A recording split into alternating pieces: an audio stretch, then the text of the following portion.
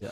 If you wanted to buy weed from old mate down the road that grows it, like, you better hope that your government allows it, because if you've only got CBDCs, you're going to have to be giving something else of value to the person to exactly. give. And God forbid what he asks for value is something that you're willing to give. Sheesh. So yeah, haram. Yeah, essentially. Haram! Or just learning about your existing financial system. If you learn about your existing financial system to a really good degree and come away with, like, there's nothing wrong with it, probably need to do more research, but like,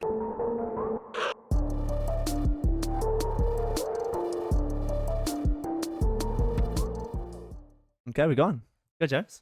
yo, How we going today? pretty good. What brings you here? Family, friends, just a little bit of a distraction. From? Normal everyday life in Hawke's Bay at the moment, working at my parents from home. Sheesh. Yeah. Enjoying that? Yeah, it's all good. But I've heard you're moving to Australia or something cool. Essentially. So it's not legit, or? Well, I mean, I've still got to work out a couple of things with work and just working out the particulars, but I mean, it sounds pretty like it's probably going to happen. Pretty favourable. Yeah. But yeah. So yeah, that's potential to happen.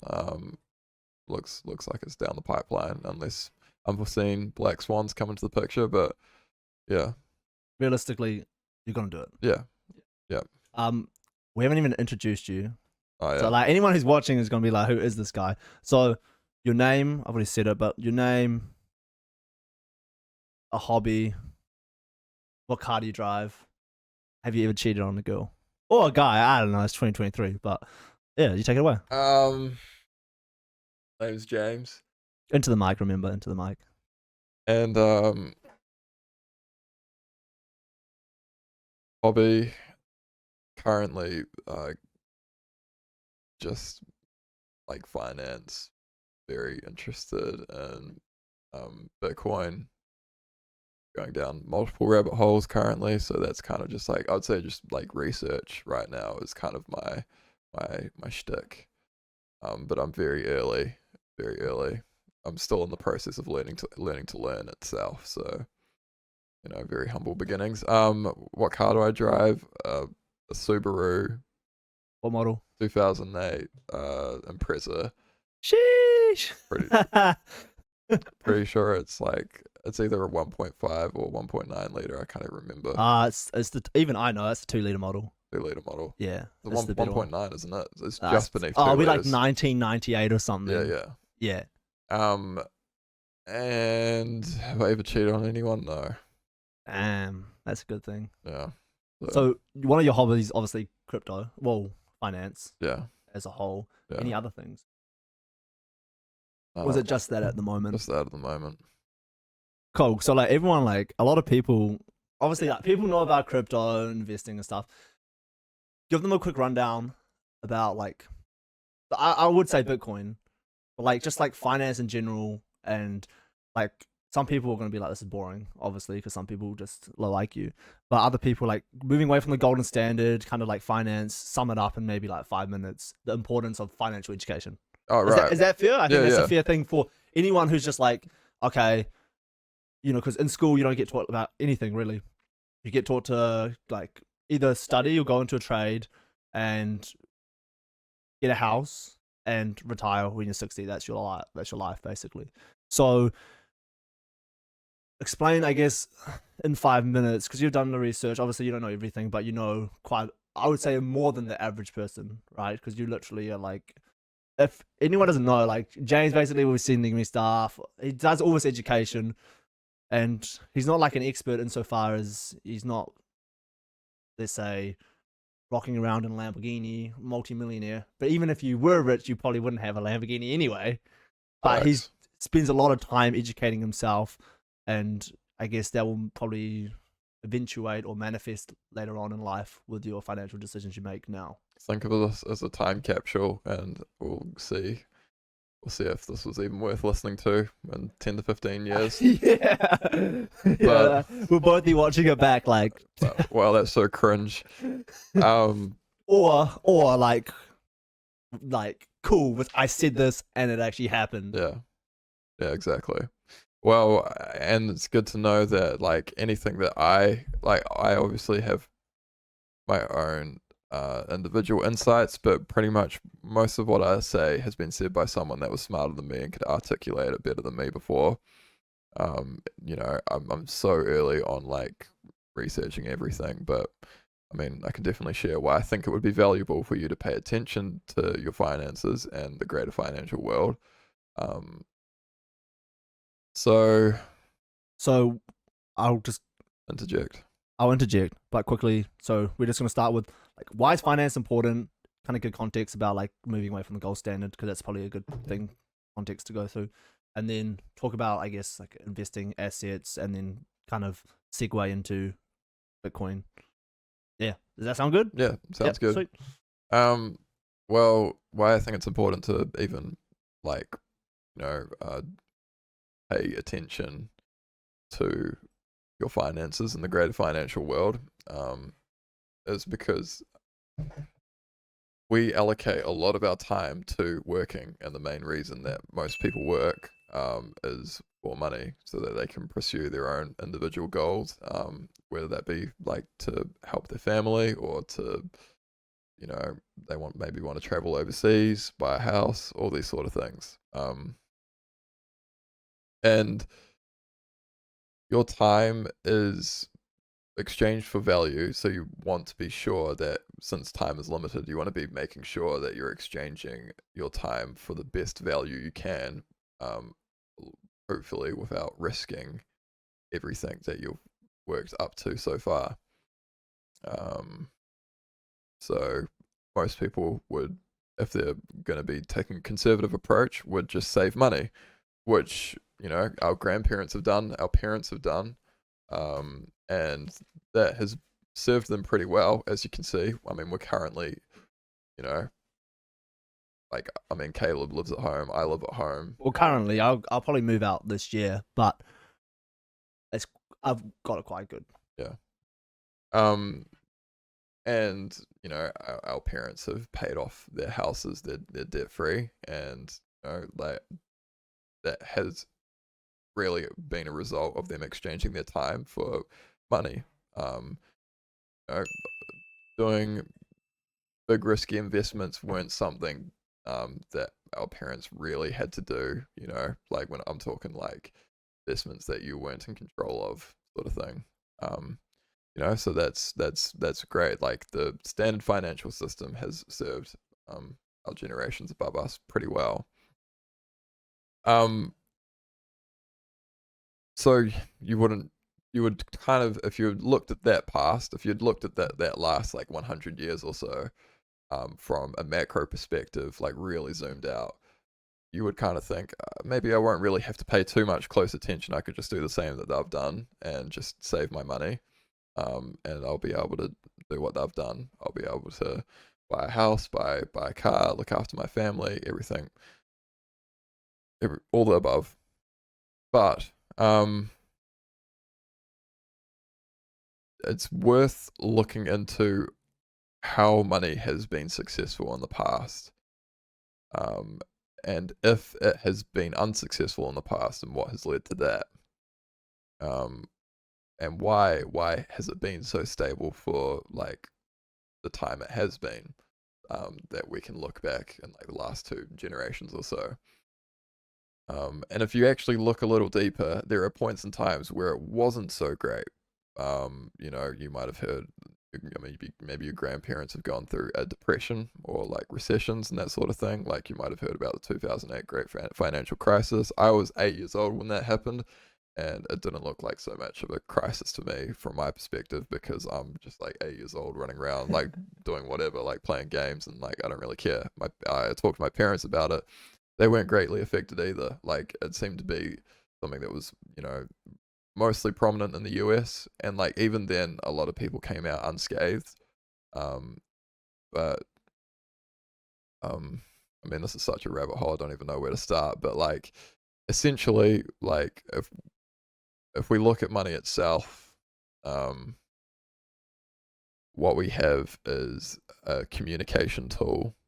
Um, for value between people.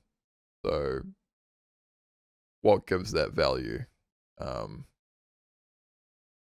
What used to give it value was gold. Like, if your country, like, let's talk, like, if we placed a market capitalization on each country, the country with the most gold would have the biggest market cap, right? So, like, countries like America would be, like, of the most market cap because they had the most gold. And, like, well, there were other countries with also, like, massive gold supplies, but, like, that was one country that, had a lot of gold supplies. And so because of that, they could lend value to other countries that maybe didn't have as much as they needed in order to grow or keep up with the growth of other countries. So roughly around like the 1970s, early 1970s, or maybe just a couple years before, like people say it was 1971, but I think it might have happened a little bit before that. America went off the gold standard, and it wasn't the first time they did this, but like they went off it indefinitely, which means that like for every dollar that was in that country, there was gold to back up that dollar. So if you were a citizen in America pre 1970s, you could go to the bank and exchange your dollars for gold, which would be like taking self custody of your finances. And interjecting just to give a bit more context, basically the gold, the money that you'd be like giving in would be the exact same amount in gold value. Exactly, right? precisely. Cool. So your money literally had a tether to a real world asset, and you could take custody of that real world asset if you wanted to be like in control of your finances 100%. So that would be a very, very simple like question with a very simple truth of like what gives your money value. Gold, and gold is valuable for very many reasons. So one of the most obvious being that it is scarce. Like I can't just like poop gold like every 5 seconds because if everyone did that, like, well, I mean our assholes would be ripped open, but also like, I mean it would be a very poor like thing to back up money with because there wouldn't be a scarcity to it. It would be almost infinite if everyone could like produce gold at any moment. And there's value in scarcity, obviously. Yes. Yeah. And even in the real world, it's like having a 6-pack, there's value in it because it's hard to get. Same thing with gold, because it's so scarce, it's hard to get. That is one of the factors which gives it value. Yeah. Cool, I'll put it back to you. Another reason is that it's divisible, so very easily like divided. You can just melt it up, put it into like a cool. Well, basically you can put it into smaller pieces. Make coins, and like obviously they have gold bars and everything like that. So it's very easily divisible. Not the easiest divisibility, but it is very easily divisible. And then there's other things like it's it can move across space, and like it can move across space and time. So like I can put a gold bar in my safe and walk away for 20 years and come back, and lo and behold the gold is still there.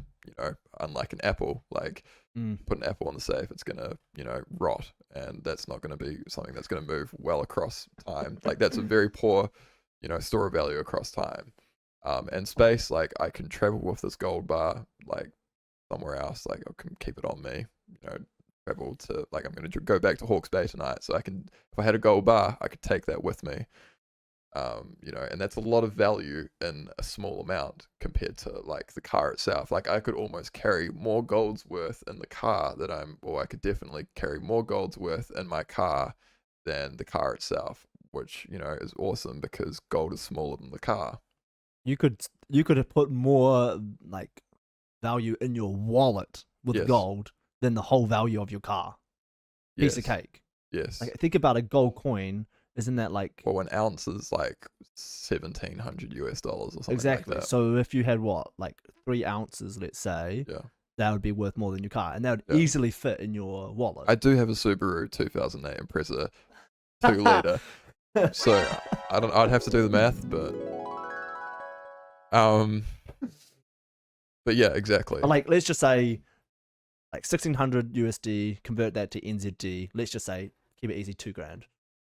So let's just say like 3 or 4 ounces would be worth more than your car, and you'd easily fit that in your wallet. Yeah.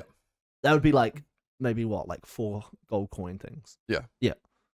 Which is kind of crazy that you can have this huge tangible asset, or you could have something like super small and that's worth the same amount. You could swap that for the actual car itself. Yeah. Yeah. Anyway, back to you. I'm just trying to give like No, it's context good. so that like I can like Yeah. process it in an easy like way that other people can understand. 100%. Okay, back to you. So that's like those are, so moving across space and time, 2 very valuable things for a communication tool that is supposed to communicate value across people, and across space, across time. So, and then like we talked about durability as well, which is like kind of goes hand in hand with moving across time. But like, I suppose to go give another example, I can drive over a gold bar and it's still going to be a gold bar. Like, it's very like hard to destroy gold. It's very difficult. And you could be in a car crash, your car could light on fire, everything burns. If you had money, it would burn, evaporate. That gold will still be there. 100%. Yeah. Yeah. I mean, if the gold, I don't know what temperature like gold melts at, but like it's just going to be melted gold, and you could somehow like still get value, like scrape it off the road or something. I don't know.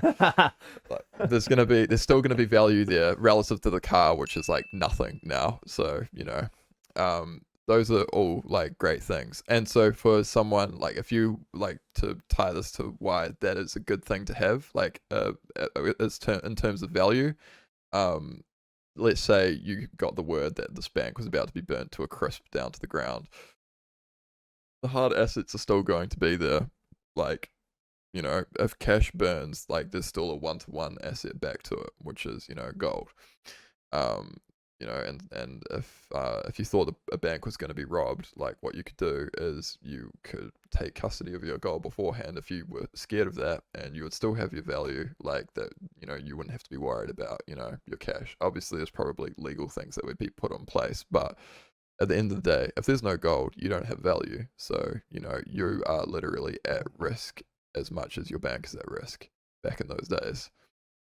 Until, I don't know, you try to borrow more money from another country, etc. So those are, I mean, I'm pretty sure I've missed some things. I don't know if you can recall, but like, those are some main properties of money as to why like gold has value. Why gold is considered money, because it meets those properties. Yeah, like so 100%. And I know that there's like, was it like 5 or 7? I remember, is it Robert Breedlove? Is that guy? He talked about like the main things which make gold or things like that valuable, I guess, in generalization. But for basics, that's kind of like the right idea. So back in the day, you're basically saying you could give your $1 note and get $1 of gold tangible back. Boom. Mm-hmm. Okay. And then after 1970s or around the 1970s, that changed. What happened there? So yeah, there was times where you have the saying a gold standard, which meant that your money was tied to gold, like as the standard. There were a couple of times that the US went off the gold standard, or other countries as well had gone off the gold standard. Usually this was to fund wars, because a war is extremely expensive. If your country isn't producing like value because all of the people are at war, then you're not producing value, so you're not producing money, you're not bringing in monetary, like wars just kill people and produce like weapons of like mass destruction. I mean, that's what a war is. So you're like focused like 100% on development and no revenue, or lack of development really, because they're bombing away people and land. So Bad. super bad. So what countries would do is they would go off a gold standard so that they could produce more like cash essentially, or IOUs, to borrow resources that they were low in from other countries in order to, keep making the weapons that they needed to win the war, because, that's the aim of the game. You don't go into a war to lose it, you go into win it, and to win it, you need more product. Question. So the reason is it, did they get off the actual standard? Because if they took in IOUs, then it wouldn't be able to, they would have more IOUs than gold, so then it'd be off the standard. Is that kind of like the idea? It's more that they go off the standard because if they stayed on the standard, they would run out of gold, or they will technically have already run out of gold. So Okay. they go off the standard to pretty much say, when it's pretty much once their reserves have been Because depleted. they kind of want to keep the gold, Yeah, but use money exactly. because, like, It's cheap credit. cheap credit. It's just a way to it's just a way to conduct monetary expansion without having to lose your gold. So they go off the goals where they have to leave this 1-to-1 backed, because if they continue it, they're going to run out and they're going to have nothing to show. So you go to a point where you begin to borrow and say, we've got something over here in our reserves, but we're not going to need to use it, so we're just going to give you an IOU. After the war, we'll settle it. So when that was happening, did they go off the gold standard, or did they go to fractional? I'm not actually sure. Okay. I'm not actually sure, but I do know that the main thing to understand is that they are using more than what they actually have. Which is a problem. Major problem. Okay. Major problem, because when a war finishes, after years of this occurring, and population depletes, and you've got these massive debts to pay back, you've got less people, you've got injured people, you've got people that are having to start from scratch. Maybe their businesses have gone kaput since they've been away.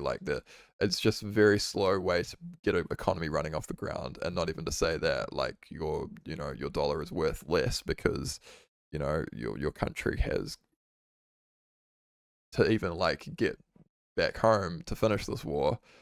I mean, speaking from America specifically, they had to do a lot of harm economically to their country in order to get to this stage. So, it takes a lot. This is what causes a recessionary environment. So, there was this, period of time after each war where that occurred. Previous to this as well, they had what was called the Roaring Twenties. Previous to these world wars. Or maybe the Roaring Twenties was, I can't remember exactly, but the World War One happened around 1923. I can't exactly remember, but there was major financial happy times previous to World War Two anyway. But post World War Two, that was not the case. Yeah. How long did it take before that kind of started to get back to normal? I'm not sure. I think it started getting normal again in the late 50s, and then the 60s hit, and then that was bad again. Early 60s was bad again. Is it kind of every 10 or 20 years? It just kind of, do you know what I mean? Yeah, there is a definite cycle that you can look at. There are many different indicators. If you follow macro financial analysts that are looking today, that consider the past, people like Lynn Alden and who else is there? Jeff Snyder. They are confounded by the sort of monetary policy that is occurring today. It definitely looks really bad, but it's hard to tell where we're headed. But it mostly looks like we're trending somewhere that's going to be very economically difficult, over time. I'm speaking in decades, but we will likely see something that's difficult in our lifetime, unless we just move to CBDCs and something on a authoritarian level. You got to give context to that because people might not know what a CBDC is. Central bank digital currency. But anyway, we won't get to that stage yet. I feel it's not the conversation for today. We'll go back on the train tracks. If we're sticking in reality, yeah. So, yeah, those are reasons to go off a gold standard. It's like basically a way to get cheap credit.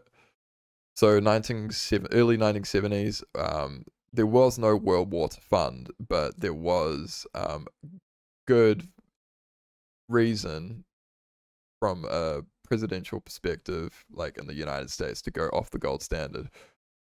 Cheap credit, there's been like hard economic times, like in like the recent decades. So it's like, go off the gold standard and like try this cash only debt based system, which we still use today. Arguably an experiment. It wasn't that long ago. Like the 70s is not that long ago. Like that's like, what's that, 30, 20, 30, that's like 50 years like right now in the making. Crap.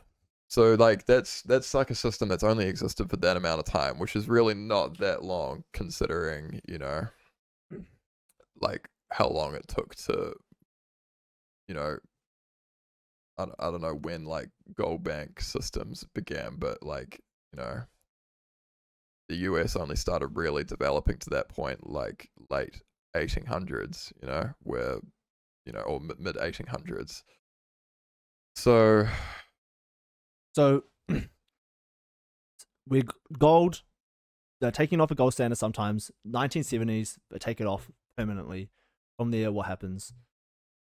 Cheap credit and just a debt-based money system, which we still rock today. So that's like no gold, but you are as good as the IOU that your country has sent to another, and how fast you can pay that off. Otherwise, you just keep rocking up debt. And they didn't just go. They didn't just drop it. They went to like fractional reserve first, didn't they? So like your $1 would get you half as much in gold. Is that kind of relevant? I don't Or did even, they just drop it? They just mostly dropped it. Sure. Like you could. There was even a point in time when Nixon was in, President Nixon, where you weren't even allowed to go into the bank and get some gold. Like they made gold illegal, like to take custody of gold. It was illegal. And then they went fully off the gold standard in the early 1970s. So there wasn't even any fractional reserve there. It was just, straight like debt-based systems. Banks can still hold gold in the same way that a bank going off the gold standard could hold gold, but it's not one-to-one backed. It's not even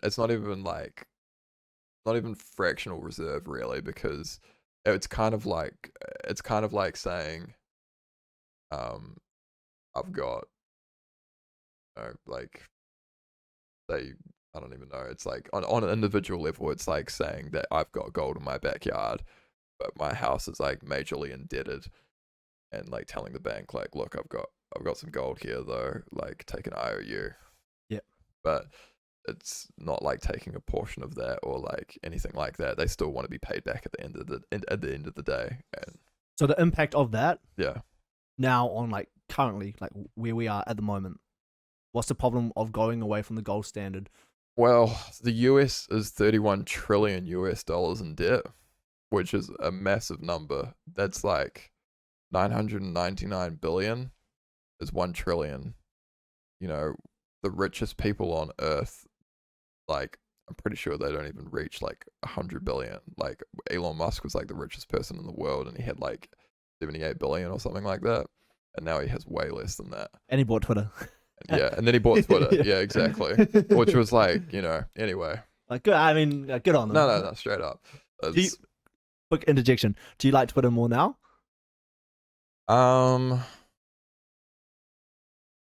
Or should I rephrase it? Are you using Twitter more than you have been previously? Because I don't even know if I am. Like I think it's good that I think that a platform of that should be apolitical, but like not people should be able to talk whatever politics they want to. That's left, right, what doesn't I mean. matter. Yeah, exactly.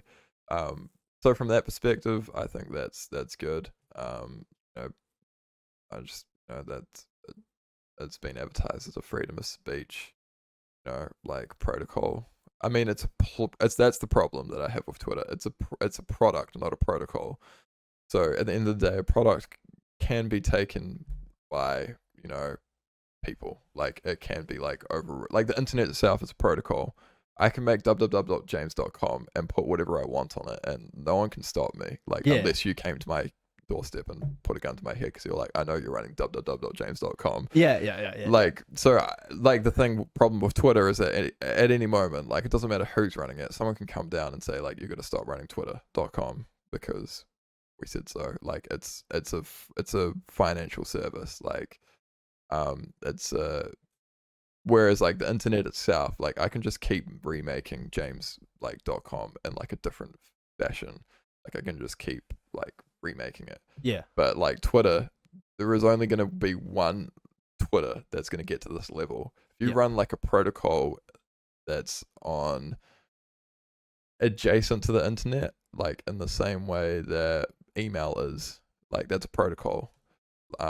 Even if Gmail gets taken down, there's going to be like another version of email because it's just a protocol. Yeah, I see. So there needs to be something that is a protocol, not a product. Like protocol based social media almost. Yeah.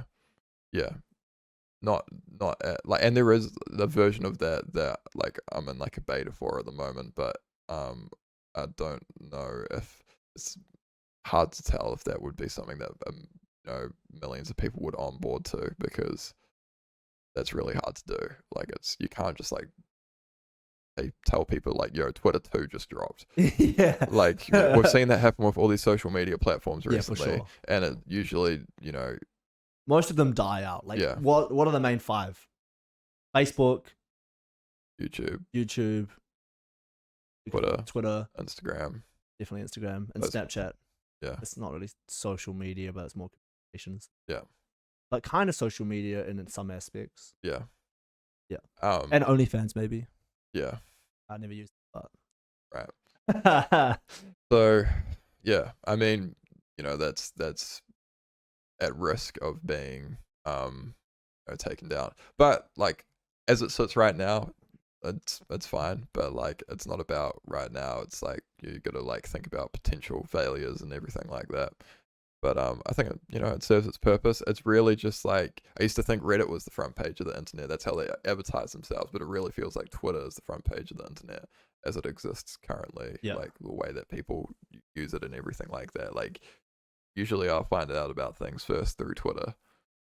But yeah, it's also like one of the most toxic places on the internet. And I do find myself like, it's really addicting to just like argue with random people, and like it is, I don't know. It's interesting. Love-hate relationship, as I think most people do. It's like hard to explain how Twitter works. Yeah. Because it's almost like it's almost like you're incentivized to provoke. Kind of sometimes. It's like there's like this. That will get the most like interaction. Exactly. That's what I mean. Yeah. Like it's, instead of saying something normal, having some outlandish opinion is gonna probably get you more attention. Yeah. Right. Yeah. So it's almost like if you do something crazy, you get like bonuses for it. Yeah. And then also the problem is that it also has like the usual like pull to refresh, which feels like a slot machine like syndrome. Like when you've seen everything you think you want to see on Twitter, but you want to see the latest information, and then you pull to refresh it, then it like refreshes with new.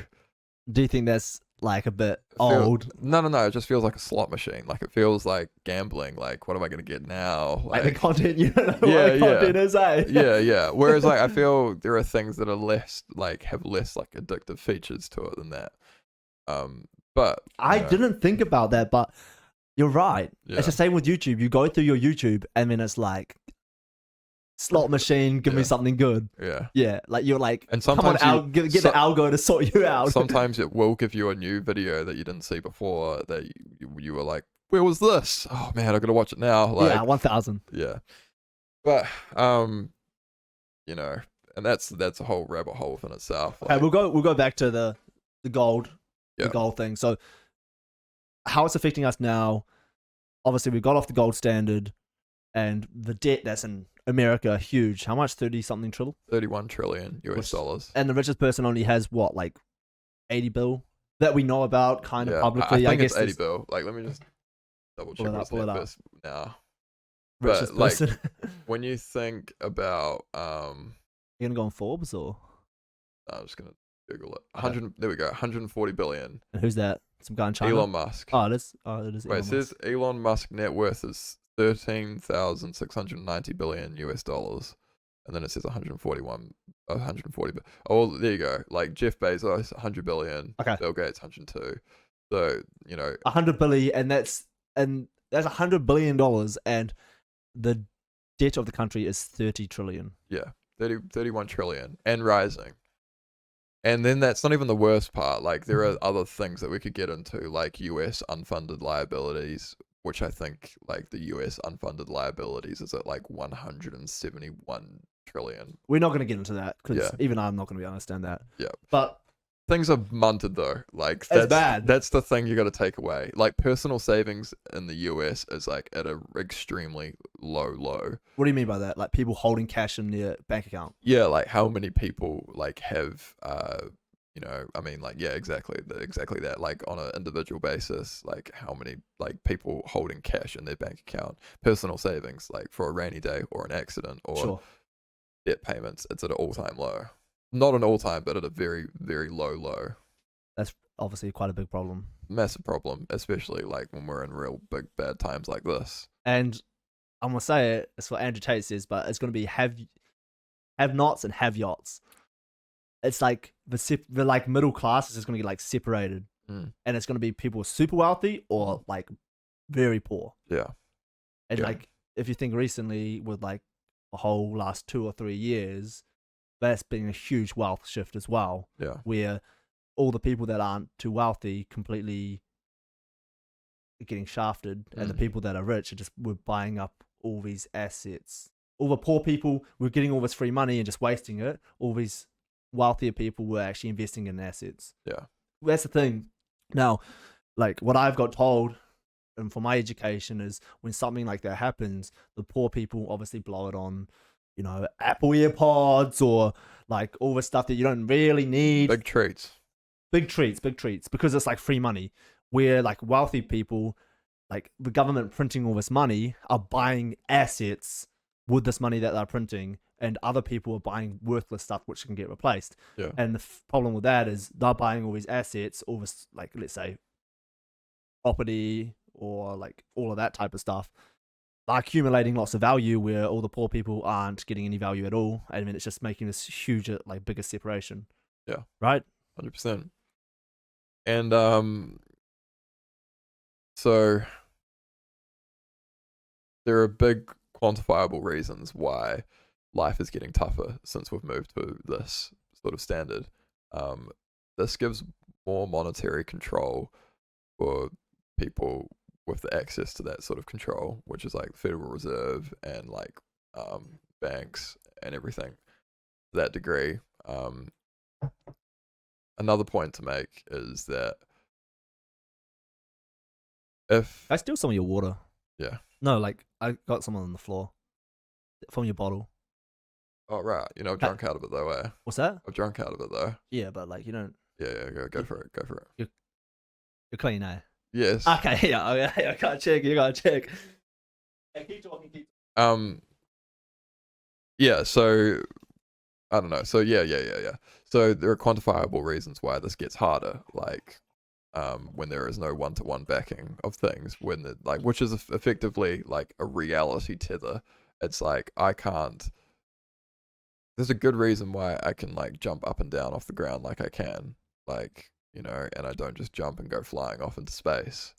Like that would be disastrous. It kind of would be cool. It would be, but I mean, if I was just floating into space forever, like I would need like other. Well, you'll die because you Yeah. run out of oxygen. Yeah. That's a good rule to have though, like because if I didn't like. It's good. These are good rules to have, like reality sets, like that, God has put in place, like that I have oxygen to breathe here, that like if I jump, I've got gravity to bring me back down, like Sure. a whole bunch of things. Those are good rules to have in place. Other good rules to have in place financially is that like there's tit for tat. Like if I need something, then I must give something. Like that's like a financial rule. Give me an example. If I want your headphones like I must trade something to that, like to get those headphones, Which, right? like, Something that of value to you. so it could be like, okay, I have, say, monetary. Is that the word? Monetary. The monetary value of them, let's say $500. If you did $500 worth of things for me, like say your time, then I would give them to you. Yeah, I mean, if that's what you saw fit, then 100%, that's free market. Sure, easy.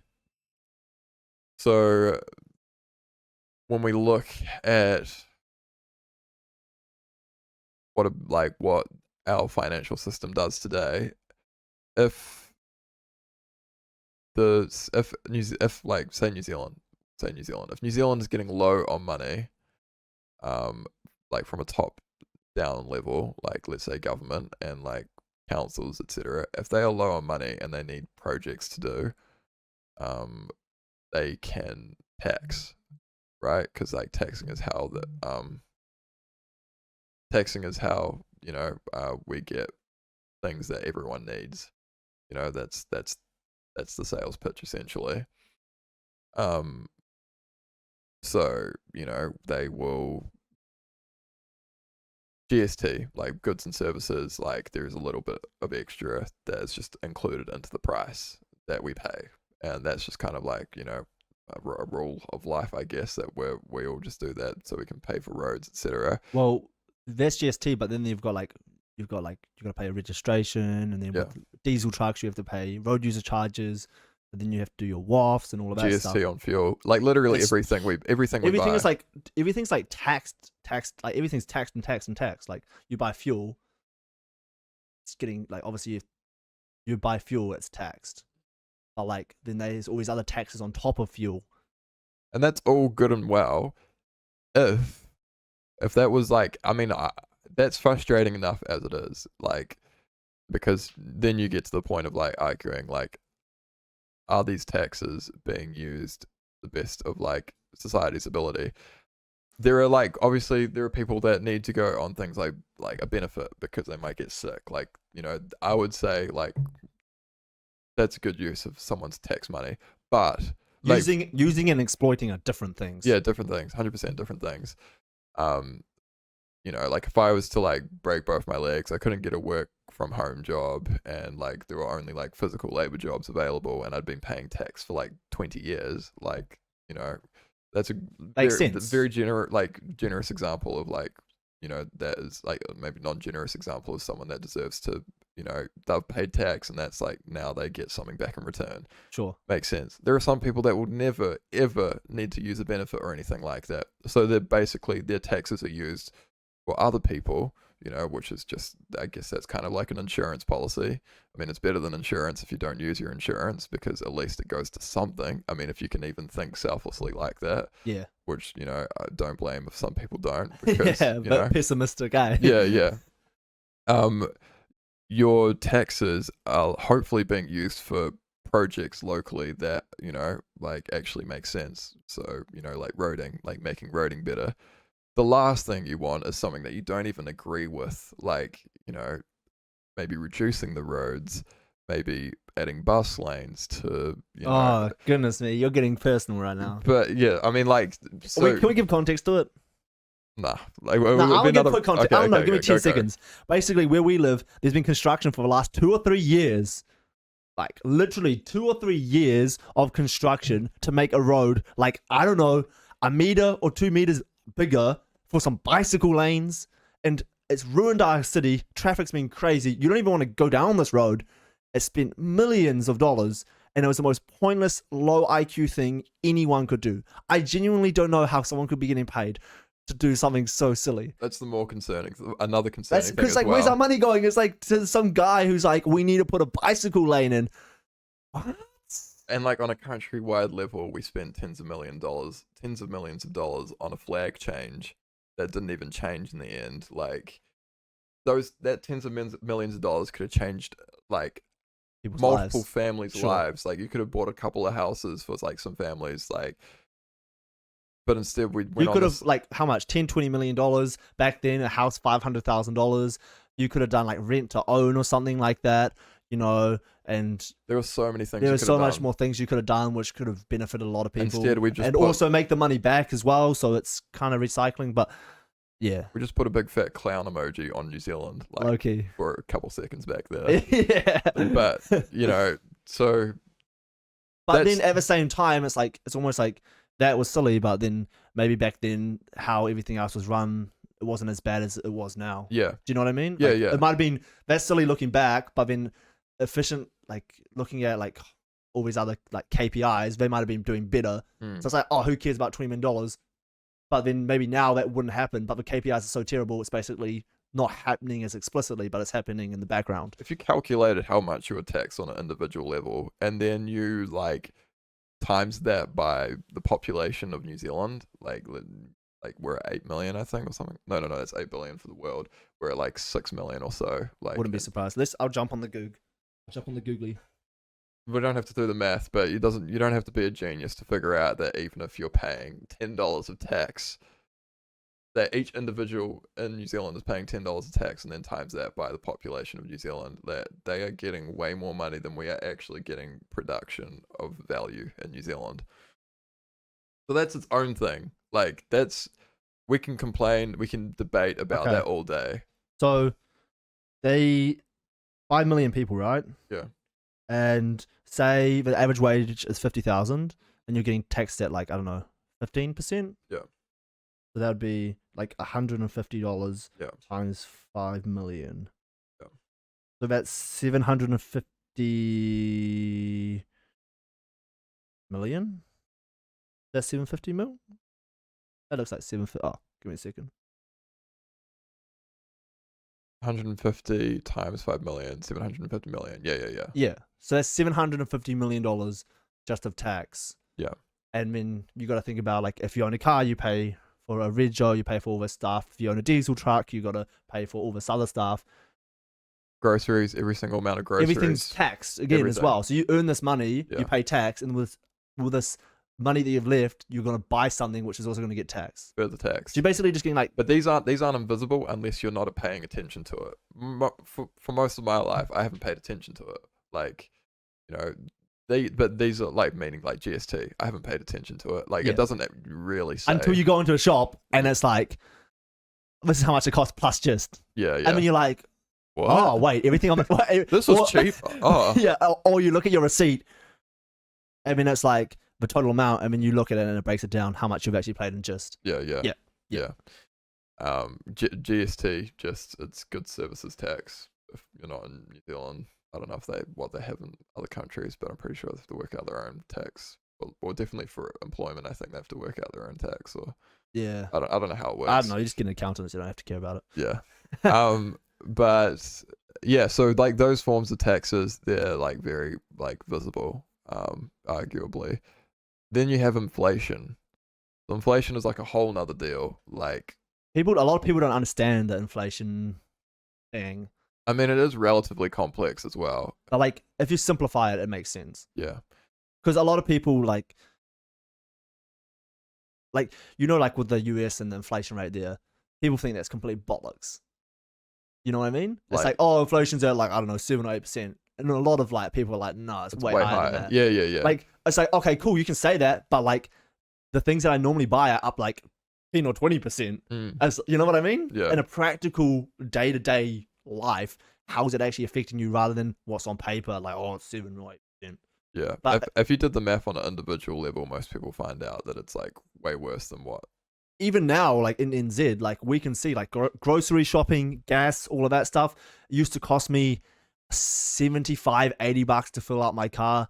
Cool. Nowadays, 110. 3 to 4 summers ago, you would never see fuel above $2 a litre. No. And now I've never seen it go below it. Yeah. But like on our personal level though, we look at that and it's like, it's almost up like 15-30%. Yeah. Which is, and that's a practical thing because a lot of us, we do drive cars and we have to pay that. Yeah. So when it gets to inflation, quickly explain that for someone who's out there who's thinking, okay, like inflation, what is it? I don't know what it is. Inflation is just very simply everything around you getting more expensive. That is the most simple thing about everything getting more expensive, but why? And of course, you're like, and some cases, your wages would be able to keep up with the expenses, but that is not the case anymore. So, and why? Why is the big question, and this is why like inflation is considered an invisible form of taxation. So on top of tax that you're already charged. Yes. So the reason why is because every country has a GDP. What's a GDP? Gross domestic profit. Like they have the amount of money that they have. They have, like, let's say New Zealand is worth 50 billion. So put that on a personal level, like me, is it saying like my net worth as a person? Yeah, yeah. But instead of me, it's the whole country. Yeah. Cool. Yep. Yeah. So, and let's say at the top down, things started getting expensive, and you had borrowed more money as a government than you could pay back. So what you did was you decided to money printer go brr. yeah. You decided to print money, which is effectively like having. It's not like putting more. It's not like like I had $50, now I have $100. It's like I had $50. I got given another $50.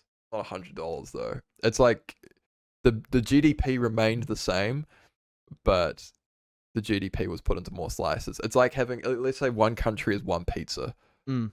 and the pizza slicer guy came along and was like, we need to pay more money. Mm. And it literally doesn't make sense, but it doesn't need to. Like, where it makes sense is where you come in, where we come in as individuals. Like, the pizza gets sliced into more pieces, essentially. Like, the country gets sliced into more pieces, and we can take a little bit of this piece over here and hand it off to other countries to pay off. Sure. Like, that's what money printing is effectively. And that is slicing it into more pieces and then giving you an extra piece. That doesn't make your pieces more valuable. It just means that the other piece that you had before is now worth less according to that slice. Sure. So let's say one pizza was one pizza. Yeah. You sliced it in half. Like, each piece of the pizza is worth less. Yeah. Because it's not one piece anymore. So that effectively brings the cost of debt from a government level to the individual level, which means that now, like, you are paying the price for your government's incompetence or competence. Sure. Because wait, inflation's, if I'm correct, inflation is, there's like countries should have a bit of inflation. That is only if you are on a non-fixed supply of money. But like there is like a healthy amount of inflation. Only on a non-fixed supply of money. So that a healthy amount of inflation is correlated with monetary expansion, which means printing money. Sure. But inflation to that degree would not, like, inflation should only occur when, like, in a healthy environment, inflation should only occur if there is scarcity involved. Okay. Like, there are less eggs being produced because there was a chicken crisis. Eggs are more expensive now. Yep. It shouldn't occur because it just occurs. Yeah. Like, which is pretty much what is happening now. Sure. But the just occurs is because more money is being printed. Yeah. But there should not be, like, healthy amount of inflation. A healthy amount of inflation is only, like, for scarce goods becoming scarce. Not what is occurring now. Okay. Yeah. So, but even historically, when times have been good, there's still been a small amount of inflation. Or there's been inflation. Inflation has been present. Inflation for certain goods. Okay. On a fixed supply, on a hard money. Okay. But not inflation across the board. Okay. Like, where, everything is more expensive. It wasn't like that on a fixed supply money. Okay. But since we're on the money we are now, like, mathematically, for things to keep on chugging along, like, things have to get more expensive because, like, we are essentially paying the debt. because like when the country wants more money, the only way it can do that is by printing more. So to make it like, so if other people can understand kind of like on a personal level and tell me if I'm right or wrong, but it's like, say you had $100 back in like 5 years ago, that would buy you like 100 loaves of bread. Cool? Yeah. Now, if you have $100, that will only buy you like 75 loaves of bread. Yeah. So you've got the same amount of money, like it's still $100, but the purchasing power goes down because there's a lot of money that's getting printed into the system, and it dilutes the value of money. Yeah. 100%. So that's right. That's perfect. Cool. So basically, you keep your money in the bank, and it's doing nothing. The bank is lending it out to someone, making interest and making money. Cool. And your money is still $100, and you might be getting a very low interest rate. But now, 5 years later, you go to buy that bread. You used to be able to buy 100. Now you can only buy 75. Your money is literally like evaporating. It's dissipating. It's just vapor. And that gets back to why James was talking about the gold standard, where you put that gold in and you left it 5 years. Well, the price of gold has increased a lot since we've played these games. Correct. On a monetary perspective. Why is that? Well, gold has remained scarce. It has continued to do what it does as gold, which is, stayed as a communication tool of value. The supply has only increased on average 1.5% roughly, like each year, like annualized, which is really small expansion compared to money. Where we are expanding at crazy amounts. Like I bet that 31 trillion on the debt clock for the US, it's going to be like, in 10 years time, we're going to be looking at like 40, 50 plus trillion easily. Like it's so easy, to get to that sort of, they do like spending plans to help the economy by printing more money. And the plans are like $1 trillion each. I don't know where that's coming from, but they're certainly not paying back debts. They're getting more debt. Wait, you saying that they make plans to pay back debt? They don't make plans to pay back debt. They make plans to keep the country afloat. Okay. Which costs $1 trillion to do. Yeah. What the heck? It's craziness. Anyway, so this is why it's good to pay attention to money. It's good to pay attention to economics on a decade scale. It's good to look out in advance and think are we at risk here? No one likes to think that they're going to get rug pulled. No one wants to think that. Example of a rug pull? Example of a rug pull would be storing all your money at the bank in 2008 and your bank bolting on its loans and you going to the bank to ask for your money back and they say, sorry, we don't have it. And then you screaming your brains out on CNN live saying, where's the money? Is that actually a thing? Yeah. Sheesh. Banks were defaulting left, right and center. Yeah. And so you know what the government did? They printed more money. They printed more money. That's so bad.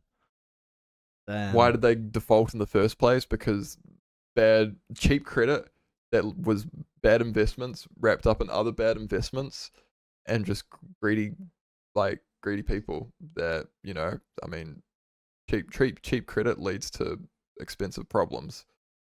Yeah, that sounds right. It's it's easy fixes. Yeah. Lead to long-term big problems. Yeah. And so it feels like we're just continually delaying the inevitable. I mean, when COVID came along, it's like the recession hit a little bit earlier than expected out of nowhere. It's like a catalyst. Yeah, it was a catalyst, and then everything just went everything just started pooing down. And I love watching the stock because all my investments and stuff, it's so funny watching the dip. Yeah. I mean, when it came back up, but money printer went brr. Money printer was overheating bag time. Bro. Everyone was getting money for free. Yeah. Everyone was spending it up, all of that stuff, putting it in, crypto coins. And, it was so unexpected. Altcoins, people were having fun. Everything was pumping up. People were making lots of money, and then it finally tapered off. Probably. You've never seen that before, ever, where it just goes it's the skinniest V I've ever seen. Yeah. On a macro. It's kind of sus when you think about it. how it's just like it's like the ultimate tank, and then it's just like just hikes. It's not sus because it like Well, it makes sense because it's yeah like, yeah okay, we've got a global thing happening right now, yeah and everyone's trying to get their money. Everyone's trying to get their money. So if they got stocks, I want all my money just in case. yeah Where all the rich people, as I don't know, you say, but like you kind of want to keep money close to you for when something like that happens. Mhm. Where poor people want to take their money out of stuff like that for Yeah. when that happens. Yeah. That's why the rich get richer, poor get poorer, because the poor freak out. Oh crap, crap, crap! I need to get as much money on me as possible. Where the rich obviously have that like rainy day fund to protect that, so they're like sweet. And then they have this, what do you call it when you've got like cash on hand to like invest? You normally say another word, I think. I've got gunpowder to deploy. Yeah, something like that. You know, you're ready to pop some shots. And that's why you see like people in those situations, the scared people who are like crap, crap, crap, I don't know what I'm doing, take out all their money, and all the wealthy people buy up all the assets at a really nice, cheap, discounted price. Yeah. Yeah. Yeah, that was pretty much it. You know, It was a fire sale. yeah. If you had the money. You've got one side over here that's just being like educational based, like they understand. Like some rich people would have been able to, they wouldn't have even emotionally looked at it. They just would have, from an education perspective, would have been like, pull out my money, wait for the dip, put it right in, right when things start tearing up again. Yep. Some people are able to do that. Not everyone's able to do that. Even if you kept your, as a new investor, it's very easy to be emotionally based. 100%. I look back on that, and I had some good investments. I pulled them out because I was an idiot. So I was emotionally driven. From now on, it's kind of like I just kind of dollar cost average. I just put it in to an asset. Like I just put some money into something cool. If you invest in something emotionally, you'll pull out emotionally. Exactly. So now, like I've learned now just to drop money into like a blue chip thing, and I just don't really care. I get a dividend. It might not be much, but it's more like the principle of like, there's not this emotion attached to it. It's more like this habitual thing. I'm habitually investing rather than emotionally. Yeah. Because if it goes up, then I'll be like, you know, like that that soundbite. I wish I could play it. You know that like the anime one. The wow, you know, like the cats flying everywhere and stuff like that. Yeah. Then it's like it goes up and you sell, and then it could go up even more and stuff like that. Yeah. Like emotional investing, doesn't work too well because it's based on a feeling. You should be basing it on something more even objective. If it pays off well once, the likelihood of it repeating is like so low, and you'll usually have more devastating consequences as a result, like from the first time. Yeah, typically. But yeah, just don't invest emotionally. Educate. That's what you've been doing. Yeah. Good books to read. Basic one. I don't want rabbit hole. Like just like general. I'm not like the Jekyll Island thing. You know, like that's probably not the best first read for someone. Yeah. Well, I don't know. Like Warren Buffett's like book on investing is pretty good. Probably a good place to start. Yeah. Just to like understand value and like, you know, I mean, he's a very successful. Ray Dalio is a good person to look into. That's pretty books. Yeah, I can't remember. Yeah. But like, Principles for the Changing World or something like that. Be pretty valuable to read. But he has had like the most successful hedge fund, I think, in the world. Like, yeah. The Ray Dalio is really, really good. And yeah, anyway, stock market stuff aside, all that stuff aside, like for the people that just want to save money, like it's a pretty tough world because it's like if I save my money, like money itself, like what we call money, like our cash or the digital numbers in our bank, we would hope that they're still worth what we're putting in now in 20 years. You know, like imagine if I wanted to save for a house, but I didn't want to use like KiwiSaver or something like that, or like like a house fund, and I just wanted to save the cash itself because I wanted to be able to pull it out at any moment. But I also didn't want my value to deflate over 20 years time. Like, you know, you would think that the bank would be all right, but unfortunately, after all we've discussed, it seems that your value will be trending down over time. in decades, not just like tomorrow or like next year or the next 5 years, but like think in like 10, 20 years, like where things could be if we keep money the way it is. So basically, when you are storing money, it's basically tied, the value of money is tied to how good your government does, almost. Yeah. Cool. So Effectively. So you can either have your money, say you have $100 or $1,000, you can keep that in your bank account and you get a little bit of interest, cool. But you're basically hoping the government makes good decisions for your country, right? Mm. And you're basically almost gambling that they make a good investment. Yeah. Kind of.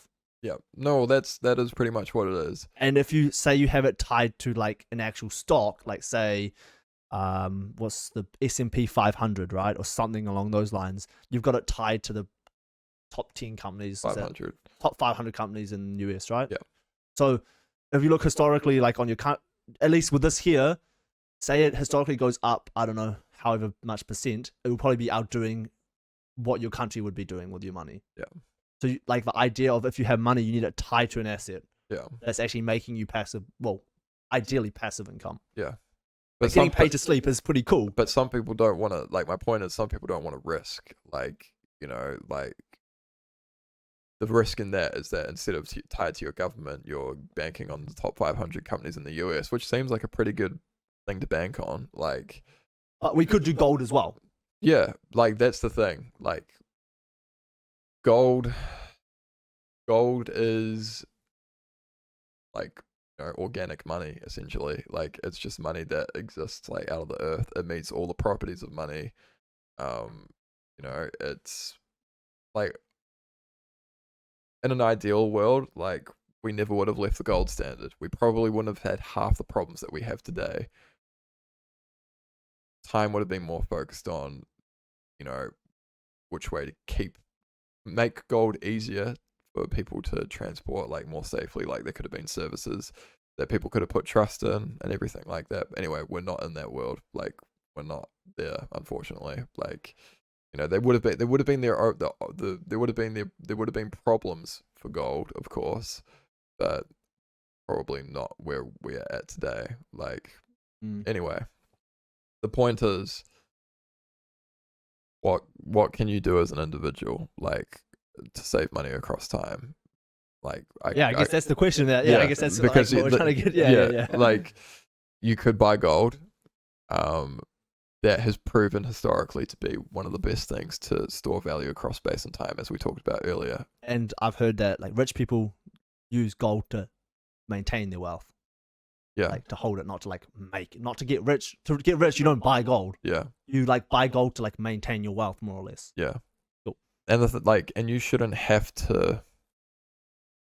And obviously speaking as well in decades, like, I don't think that you should look at gold as a way to store value for 5 years and then 5 years time come back and be like, oh, what the heck, like, it's down 20%, like, because that's a very real, like, problem that could occur. You need to store gold for like 20 years, really, like, at least, to be like come back and be like, oh, there's like a upwards percentage of what I initially put in. And with gold, a big thing is with that is like when the like dollar, when money starts to do bad, gold does better. Yeah. Right? Yeah. So like when stuff hits the fan, that's when your gold becomes worth a lot more. Yeah. When stuff is going all good, that's when it's worth a bit less. And the reason for that is from an exchange perspective. Gold, like, banks are thinking about this sort of thing too, and they begin to start hoarding gold. Like, rich people begin to start hoarding gold. Like, everyone's like, wait, like, reality just hit, like, crap's hitting the fan. Like, what is money again? Oh yeah, it's gold. It's the organic material that meets the properties of money. Let me just get some of that real quick. And then it's supply demand. There's a lot of demand, not much supply. Price goes up. Yeah. Kind of. Yeah. In layman terms. Yeah. Healthy inflation. Yeah. But so problem with gold though is that, and this is when we get into like philosophical speculative place, what's really interesting, like, can money further develop from here in a positive way? Like, there are many reasons there are other reasons as well why I don't think money is in a healthy place right now. Like even from a like financial privileges type of place. Like it's funny to say it, but like, as bad as money is right now, we're still immensely financially privileged. Like we're not at the we're not our country is not at the expense of like other countries. Like well, somewhat to the US, but not like, for example, Africa, the continent, there are like a handful of countries, like maybe 7, where their money is controlled by France. Which, when you talk about modern types of slavery, that's like a modern type of slavery where Like a country owns another country almost. pretty much like Yeesh. where France is like, oh, we're into trouble financially. Like, what are we gonna do? Yeah. Like, oh, let's just print like all this money in this country in Africa. We'll take all of that. The country is left like in shambles, and Is this legit? That's legit. Like, What? yeah, like That's insane. it is insane. And It's like it's like a parasite, bro. It's like you just can just drain off another country and just like get all the like sustenance, all the probably not the right word, but all the good stuff of the country, yeah. and destroy people to become stronger. Well, yeah. One specific example is this guy called Alex Gladstein that has written an amazing article end of last year. Well, he released it, which talked about how these countries are essentially like forced to produce goods for other countries because they have more financial incentive to rather than their own. So in order for when these countries are in shambles, what they have to do is borrow money from other countries, and the other countries are like, well, we'll provide money to you, but only if you produce this good for us. So you're gonna put all your workers' attention to producing this good for us because we find this good valuable. Shrimp. So like there's some countries in Africa where they'll only get them to like, well, on a majority perspective, they'll get them to produce a whole bunch of shrimp. So instead of providing food for their own country, they have to farm a whole lot of shrimp, which they find little to no use for apart from like eating, but they're not going to eat it because it's like shrimp is the value. And they send it off to the other countries and they just keep doing that.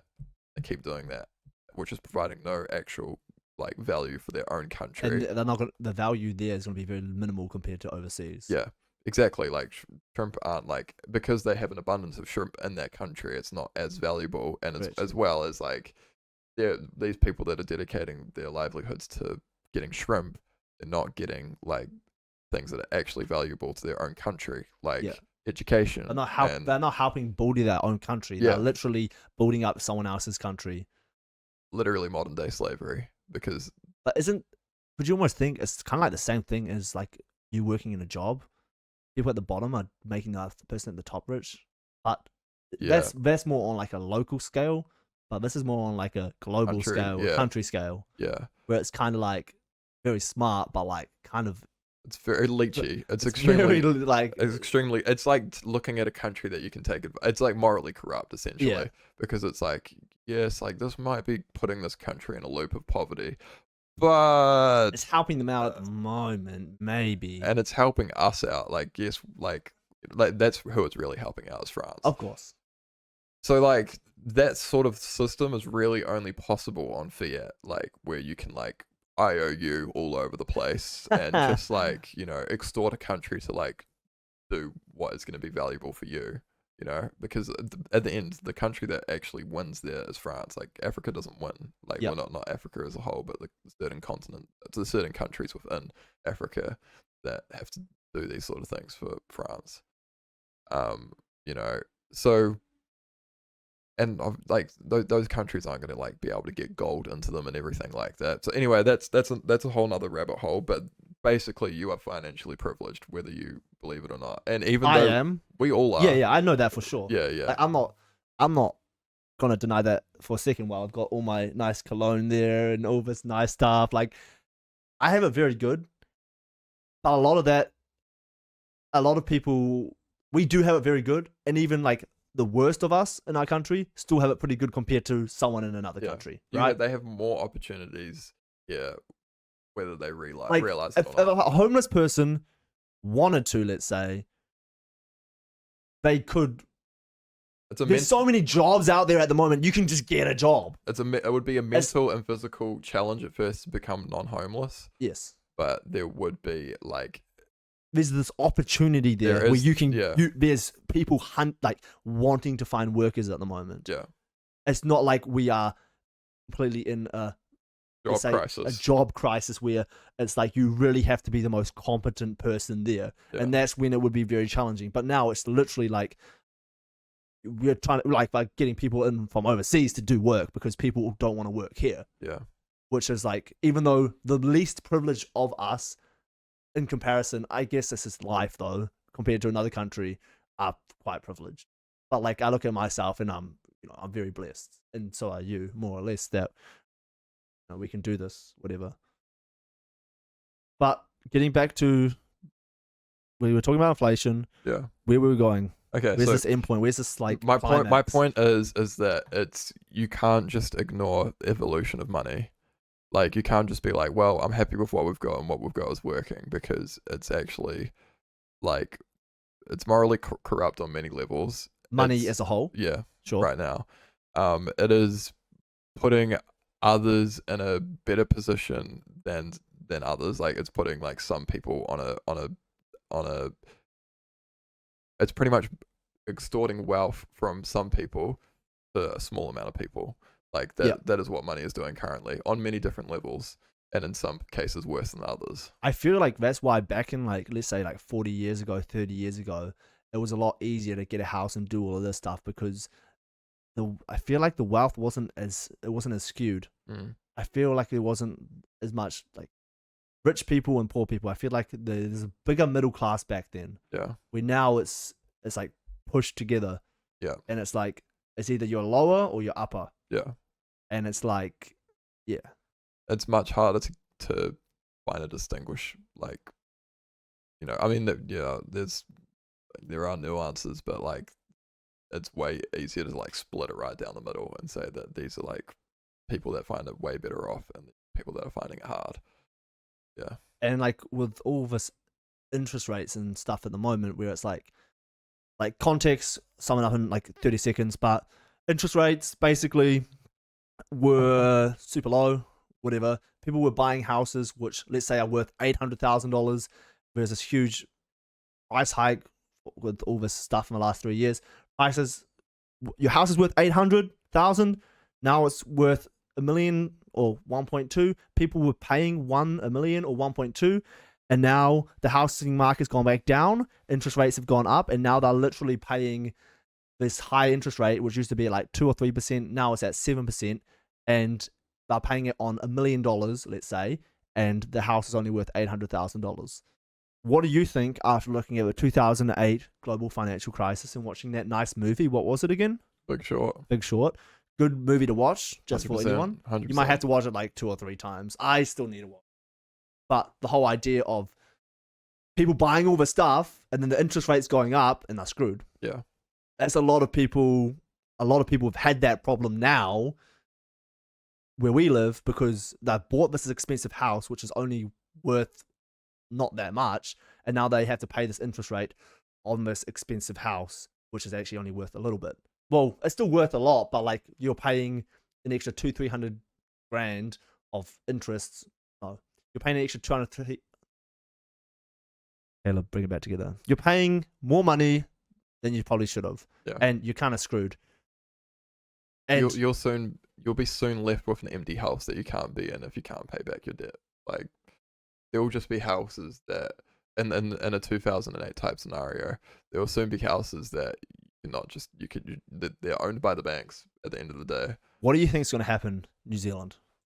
No idea, and I definitely stress back to thinking in decade long terms relative to just like short periods, like a year, 2 years, like what's going to happen in 2023. But I think that it might not happen now. We might stave it off for a little bit longer, but and it might be after the next kind of financial bull run, like post 2024, 2025, like maybe we hit like around 2027, 2028, when things potentially get difficult. It could even like the amount of time, like over time, it could just be a long, slow draw out.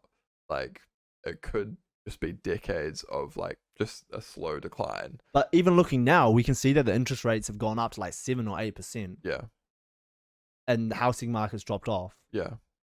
That's probably not too sustainable. No, 100%. And something will give way. I don't know what, but like, When do you think? Do you think there'll be another 2008 or like a mini 2008, or do you think something's going to come in? the first 2 quarters of this year are definitely going to be interesting. Yeah. But I'm just not. The degree at which the inevitable can be staved off is also like pretty great as well. Like, so that's why I just don't like want to be like definitive about anything. Because first of all, again, I'm only like repeating like what I've researched. Like these aren't like my own like statistical findings from like charts I'm reading or anything like that. Who was that guy off the movie who was like reading into all the stuff? Or Michael Burry. Yeah. Yeah. If he was here, he'd probably be like, look at everything and be like, yeah, you're screwed. Something like that. Yeah. Of course. I think he's probably still like like insanely short. The thing is, yeah, like for things to find the bottom, it can sometimes take like more than 3 years. Like you can just like continue like drawing down for quite a while, which I think is what we'll also see on a macro perspective across our lifetime if we continue to be on fiat standards. But yeah, that's just gonna have to be like I don't see a instant rug pull, which I think is also healthy, because if we did have just an instant rug pull, that's like an apocalypse type scenario. Yeah, that would be very unhealthy for society. Yeah. Like we'd all be at each other's throats. Like, well, maybe not you and me, but like there will be people that are very upset. And yeah, well, there'll be people who are losing their house, losing their livelihood, all this crazy pressure on them. You're gonna have all these different problems coming into play. Yeah. Like imagine if someone just bought their first house and now they can't pay mortgage repayments. They've got a kid, all of that stuff. Imagine all the stresses that's going to be going out there. Yeah. A healthy scenario, unfortunately, is a slow draw out, which I think is also the most likely, and a slow transition to better money again. But that looks like it'll probably be CBDC. Well, that's what they want to do. I think that will be rejected. Like, not even like just by Christians that are like Mark of the Beast type scenario. Like, there are people that like I think that's a bipartisan issue. Like it's apolitical. I think most people would be like, I do not want digital currency. Yeah, like I mean, like who wants digital currency? Who wants currency which is completely like basically your financial freedom's been taken off you, kind of. It's like monetary rules turned up to 1,000. It's like living in a simulation. It's like kind of authoritarian. Super authoritarian. Yeah. It's like you want to buy drugs?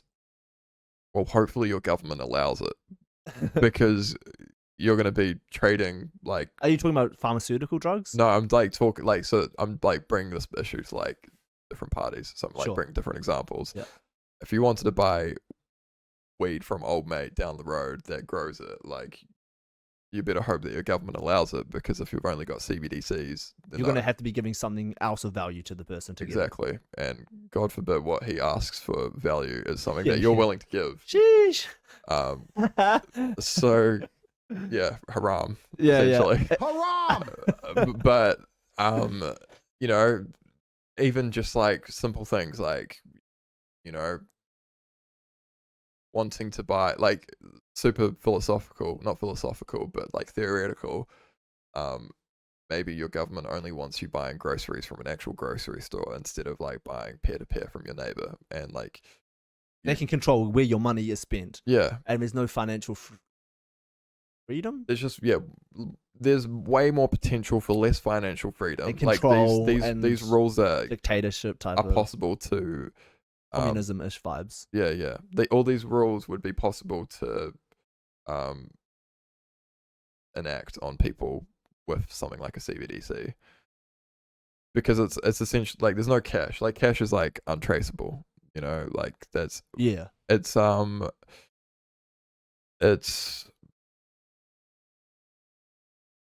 that can be both a good and a bad thing, just as a gun is both a good and a bad thing. And a Like, knife.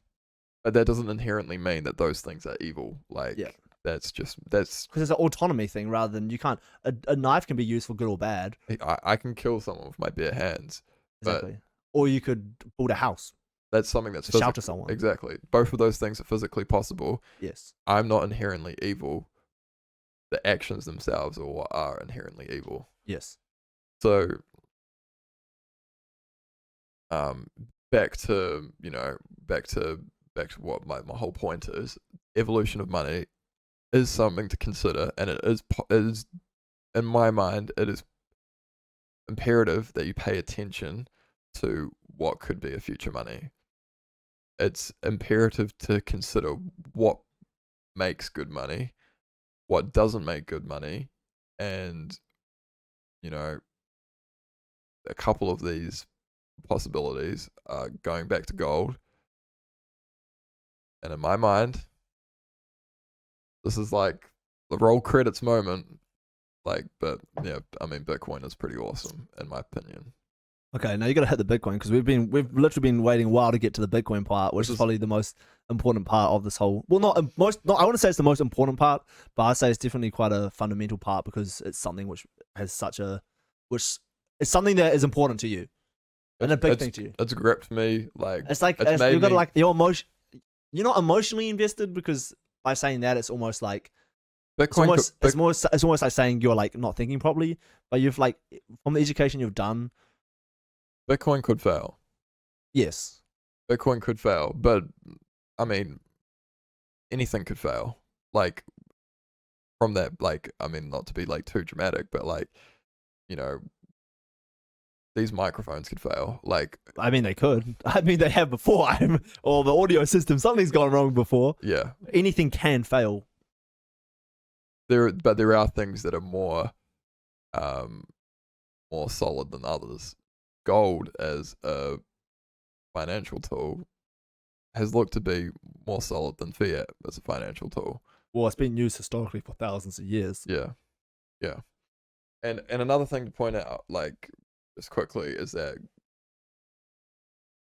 before fiat, before gold, like, there are other things used as value tools, like to communicate, value between folks when they didn't just want to do peer-to-peer trading or like goods and services trading. You know, they've all failed though because they're all crap. Like, people like trading like seashells and like gold is like something that has survived the test of time. Bitcoin has existed for 14 years currently, and it has like 99.999 like something ridiculous like uptime. It's basically never been down. Yep. And I feel like the downtime would have been probably near the start, wouldn't it? Way very like when there was literally one computer doing it or something like that. Yeah. It was very like at the start. Like, I haven't even like. Banks have downtime and stuff all the like time. That. Like you can't even go on Saturday, Sunday. You got to wait like 4 days to get a transaction. Yeah. Bollocks. If I want to like send something to another bank that and we're not on the same bank franchise, like, I'm gonna have to wait like across the weekend. Like, I can't send value to you. I have to wait 4 days to get my value. Yeah, it's very frustrating. And like public holidays, like so many things. Every weekend, like, that's like a big percentage of the week where you cannot transact value like across space and time. Like, we don't like that. It's very difficult, very annoying. Obviously, you can't just do that with gold either. But like, if we were in person, I would be able to do that. But if you were in somewhere else in New Zealand, I'm in like somewhere else in New Zealand, like, it's very difficult for us to digitally transact value if all we have is banks. Like, if you had sent me something in the post, or you were going to send me something in the post, and I needed to send something to you, like, in return, like value, I can't just wait for the bank sometimes because maybe you need to make a debt payment or something like that. Sure. We need something else, and gold isn't going to be that good either because I'm not going to trust my gold in the courier. Exactly. 'Cause- That's one of the shortfalls of gold. Yeah, the good thing about like sending something in the courier that's not gold is that usually it's not heavy, and usually it's like something that not everyone wants. Whereas like everyone would Wants want gold. Yeah, everyone wants a monetary good. Like If someone knew, like, oh, there's $1 million of gold in this package, that person will be out of the job in 1 second. yeah, that'd be Without, like, well, without a double, like, they wouldn't even have to think twice. They would be like, I'm out of here and I'm gone. and even on a way smaller scale, it's like very easy to make things disappear. Like For sure. anyway, so Bitcoin is super interesting because it meets the properties of money, all these properties of money, like, you know, that we talked about, like divisibility, and interoperability. We didn't bring that up before, but that's like What's that? that's like being able to exchange to other things very easily. So, you know, and working with other currencies or other forms of value. Yep. Like trading gold for Bitcoin, very easy to do. Like it's nowadays anyway, because we have the internet and we can see the value of each of these assets in all of these other countries like instantly. Yeah. Essentially. So like trading gold and Bitcoin, or like New Zealand dollars, Australian dollars, Ghana dollars, like any country, it's very easy to do. And then also most interesting, this is literally the most interesting thing, the most fascinating thing, one of the most fascinating, well, most fascinating thing is that it's of no authoritarian value, like control, like, you know, which is such a deep rabbit hole.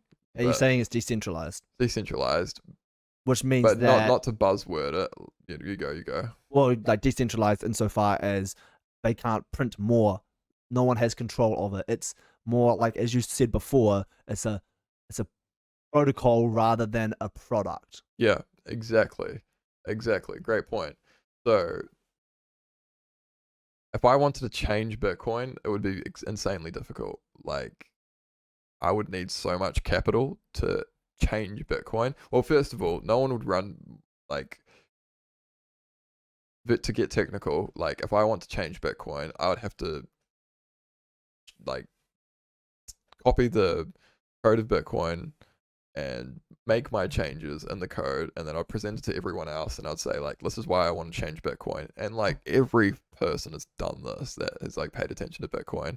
They're like, oh, Bitcoin's cool, but like it's not going to get me this much money. Like if I have it this way for my business, so I want to have this small change, and like they present that to the Bitcoin community and the network, and they go, no, I reject that. That looks crap.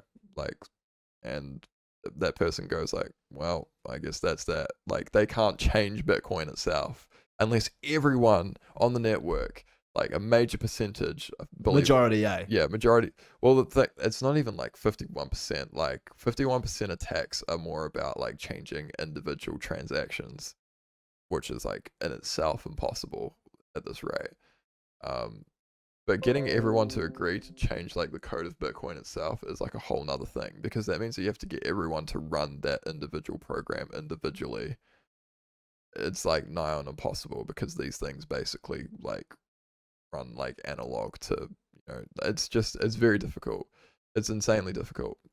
So Bitcoin doesn't really change that much. Bitcoin changes in like the smallest little increments, and people only change if they're incentivized to.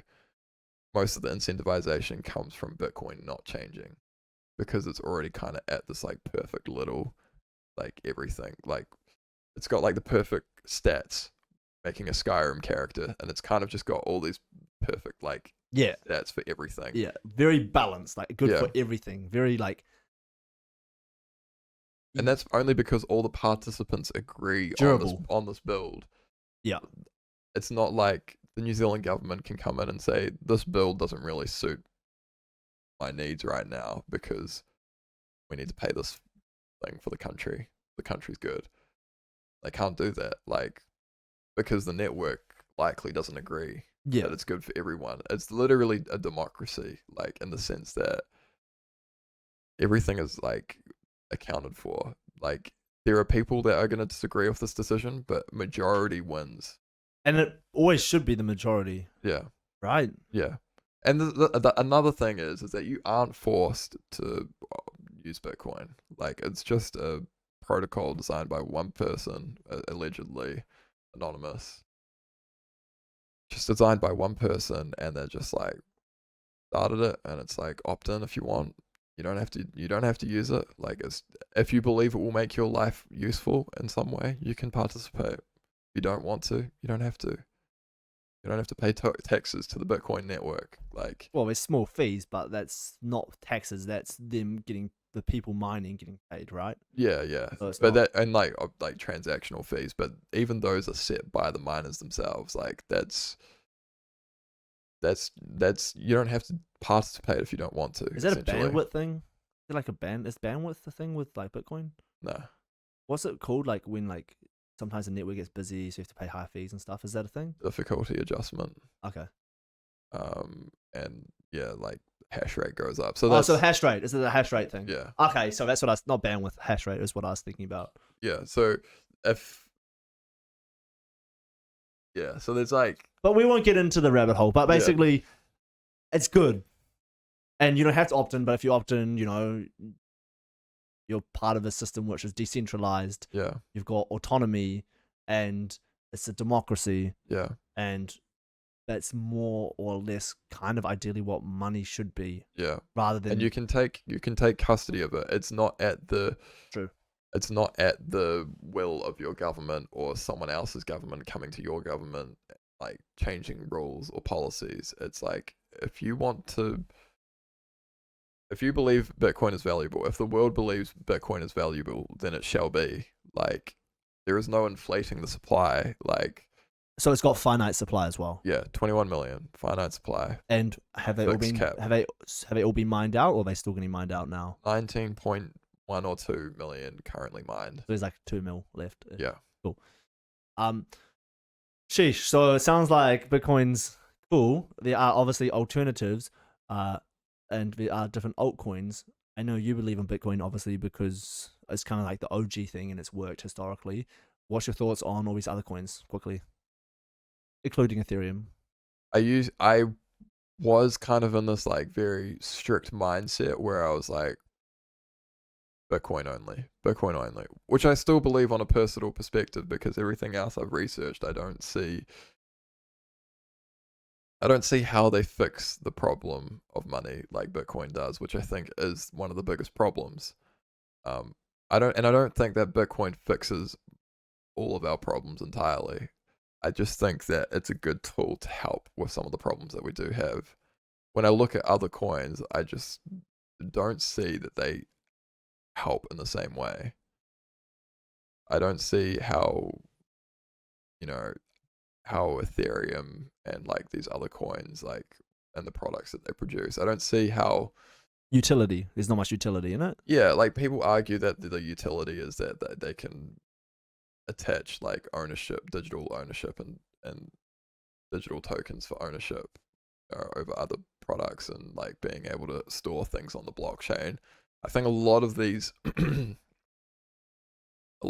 like ideas and products are more buzzwords trying to grift. Like they're not actually like providing like a real world value.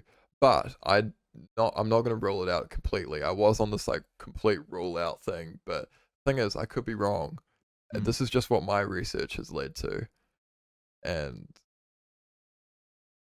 if I was to speak with you like as an individual, I would say I don't think this thing is worth paying attention to. Sure, this thing might get you more money on a short-term scale, but for how long? Like these things are just things that can be outpaced by another thing that comes along that's more shiny. Something like Ethereum, like a shinier coin comes along, and a lot of people join onto that.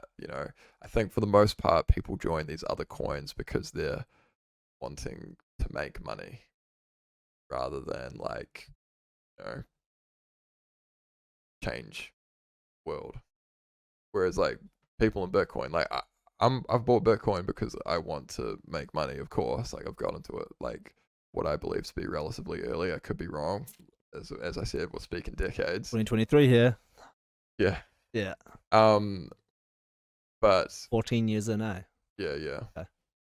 If I'm right, if we're right, and Bitcoin is what I think it is, Or could be.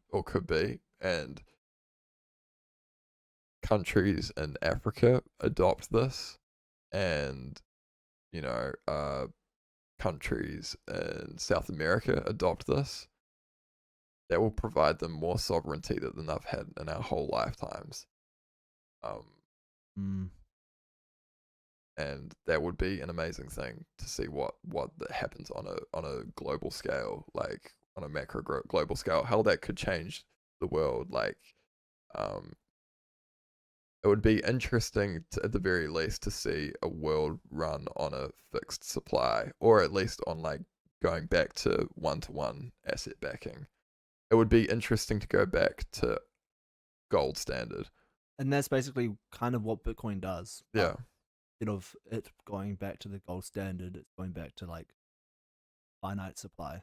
I think that people should have the opportunity to transact in Bitcoin if they should choose to. I think they should have the opportunity to transact in gold if they choose to. And I think like that a cash-like tool that is similar to what we have today that works in conjunction with these two things, that would be an interesting world. Like that would be something that I think would be positive. That would be a definite macro positive for the world. And it would be so cool being able to travel wherever you want in the world and just be able to buy anything. It's like, the value is the same. It's like, you kind of can get it, like, obviously how much it's going to cost. Where, like, you go to another country, you got to exchange your money and all of this headache, and you have to find a place that exchanges money. It's like, why? It's just like a headache.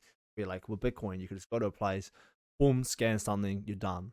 It's a universal standard of money. Yeah.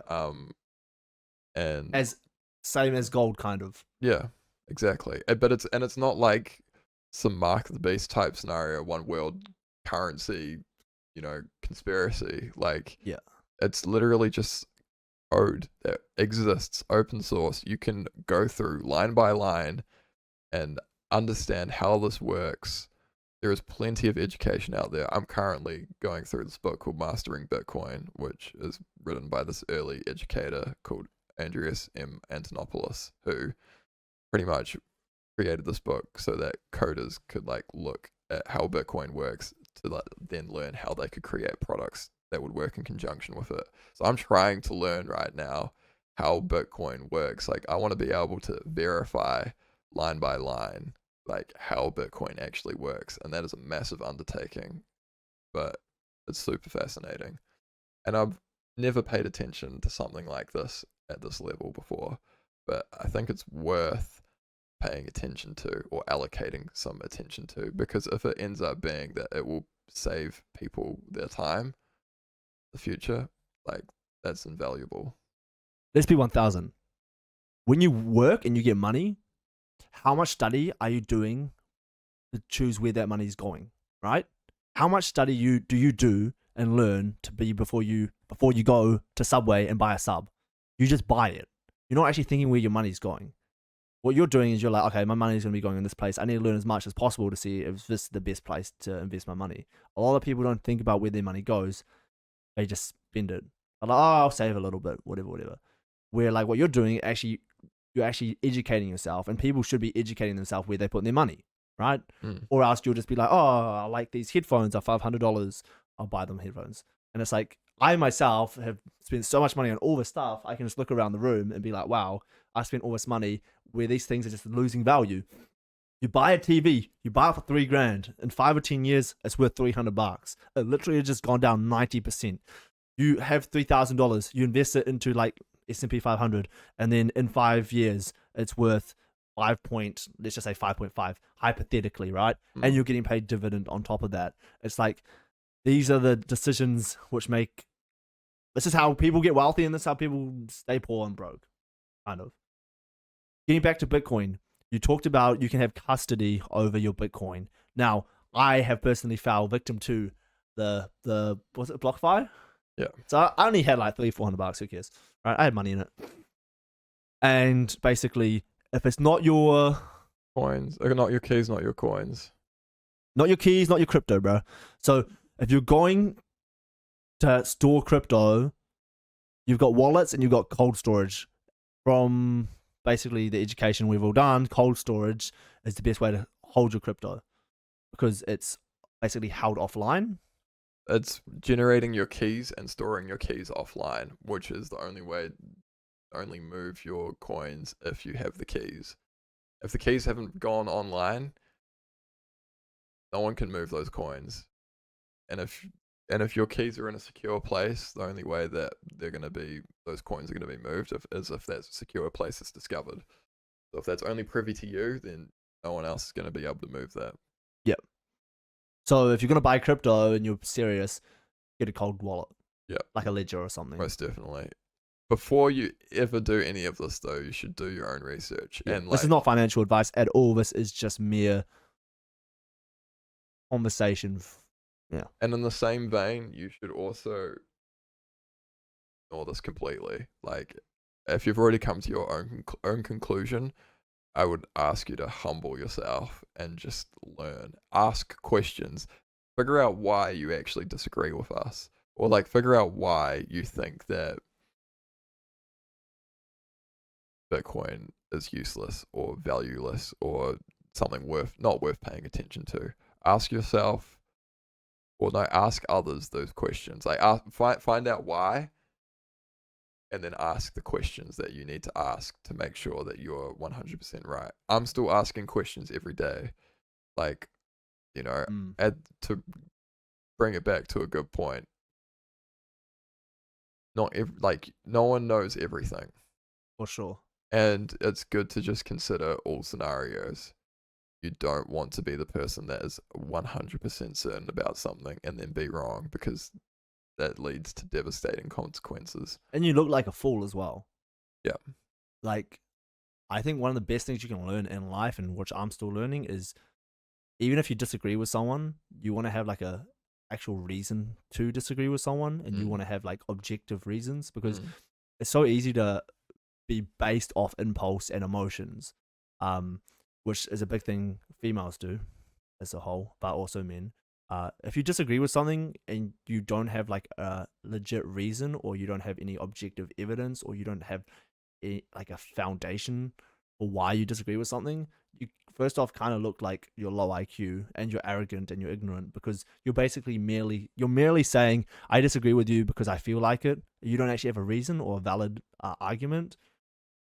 If you can't literally oppose someone without some sort of like facts or objective knowledge or reasoning, how can you have an opinion if you just don't even know what you're saying? It's like me saying, I don't like Bitcoin because I just don't agree with it. It's fake. It's like, what? Like, I just don't even know what I'm talking about. I'm just wrong. Yeah. You know, a lot of people will be like, oh, Bitcoin, like, like, you scam. And it's like, I've heard people say that.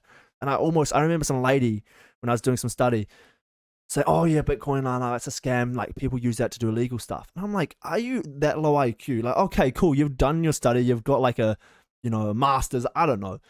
And you're that low IQ to be like, people don't use real money to do bad things. Like, you know what I mean? Like stuff like that. And it just, I almost dropped, had a stroke on that point.